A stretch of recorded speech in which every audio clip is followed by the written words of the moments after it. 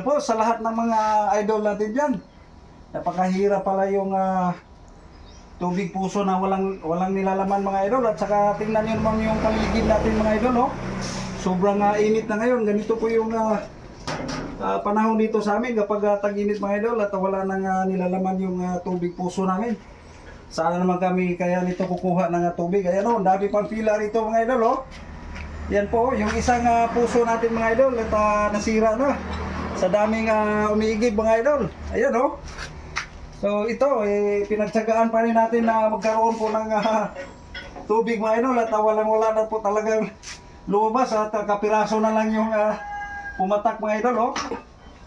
Ayan o, ganyan kami dito kahirap sa tubig mga idol dito sa lugar po namin. So sana nag-enjoy din po kayo nitong ating ibinabahagi. Thank you for watching.